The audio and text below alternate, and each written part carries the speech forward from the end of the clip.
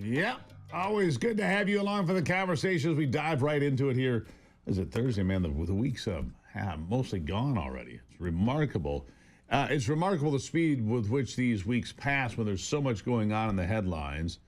And just want to keep you up to speed on everything we can. Demian Brady is the Vice President of Research for the National Taxpayers Union Foundation. He joins me. Damian, how are you today? I'm well. Good morning. How are you? I'm good. Now, you think that we're too generous when presidents or vice presidents or other leaders of Congress retire or go on their merry way.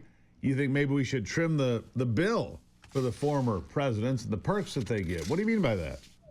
Yeah, a lot of people aren't aware of all the benefits that former presidents get. They do have some responsibilities pertaining to their office that linger on after they leave the White House. So, back in 1958, Congress passed a law providing for office for personnel, or providing funding for an office and personnel and office equipment and things like that for former presidents. And the idea behind it was that at the time, former President Truman was down on his luck.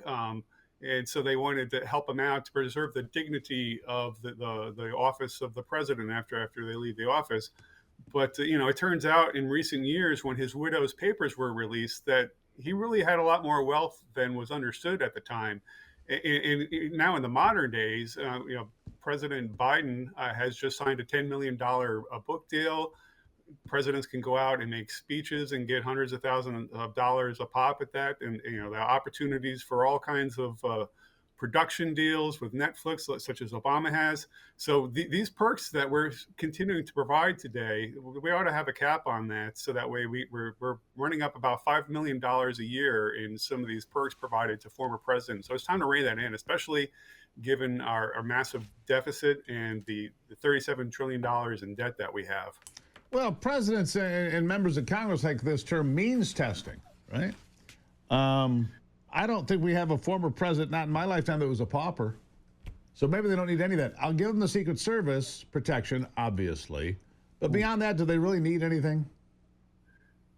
That's a good question. Maybe we could continue to provide funding for an office for a certain period of time. Let's phase it out. Senator Joni Ernst has introduced the presidential modern a bill that would reform the perks provided for former presidents. It would cap the pension amount that they get, and it would limit the office expenses, especially if they have wealth above $400,000, which in the modern era they all have extreme amount of wealth when they leave the White House. I mean, good grief. Barack Obama became worth hundreds of millions of dollars, right? I mean, let's just be honest about that.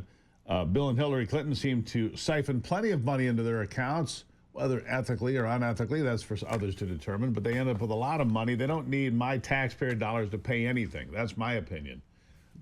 Joe Biden's not broke either. I mean, he's got beach houses and other properties. Why would we concern ourselves with any of that? I agree with you. We need to trim that back. How much money did we spend? You say $5 million per? I mean, but then you've got presidents, vice presidents. That's total for all the current former presidents combined. We're spending about $5 million a year for their pension and the office perks that they get. And you mentioned former President Biden. He's an interesting case because he is eligible for a separate congressional pension that's on top of his presidential pension. He served in the Senate for so many years, and that also includes his 8 years as vice president, which is a Senate-based office. So he also gets a very generous congressional pension on top of that. So just with his pension alone, he makes more in retirement than the current president gets, $400,000.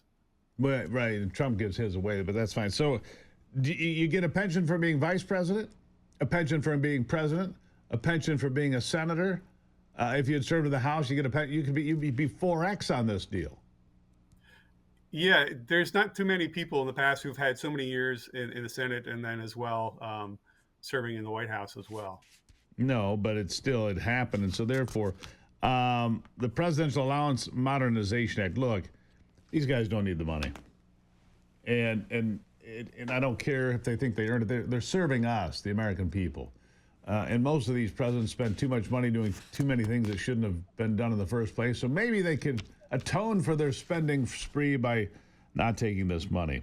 And one thing to remember with all this, this bill was enacted in the past, just before Obama was set to leave the White House. He vetoed it Of course just he before did. he was set to collect these benefits. So I think if you put this bill in front of Donald Trump, he would sign it in a heartbeat. Right. You know, what's a Mike Pence? I don't know what his net worth is. He's not on your graph here, but he gets money too, doesn't he? He is eligible for a pension as well. I don't have the amount of that on top of my head. We do have that information up on our website, though. There you go. So, estimated net worth, by the way, I found this fascinating, of former presidents. Bill Clinton, $120 million, which I'm sure he came by legally. Barack Obama, $70 million. George W. Bush, $40 million. The oil man is running in third place here. Kind of interesting. And Joe Biden, $10 million. Of course, Joe Biden used to brag that he had the lowest net worth of anybody in Congress, which I thought was a strange thing to brag about. But I agree with you. I agree with you. Let's get these things reduced and get them off the books. I mean, honestly, we don't need to spend money on people that are, you know, flush, I suppose. Demian, greatly appreciate it. I'll give you the last word. Yeah, these wealthy former presidents, they don't need this extra income, and taxpayers certainly need relief. Yeah, we got that right. Lower taxes on me first. Demian Brady, thank you for being here. Good morning. Thanks a lot. Good stuff. All right. The one big beautiful bill, tax reforms, marks an important step toward restoring a government that trusts the people to drive economic prosperity. We'll talk more about that. Lowering taxes, putting more money in your pocket. In fact, if you reduce taxes to zero, the economic boom in this country would be unprecedented. Of course, they're too scared to do that. They don't want to trust you with the money. How dare you be trusted with all that money? Yeah, we'll take a break. It's the Steve Gruber Show.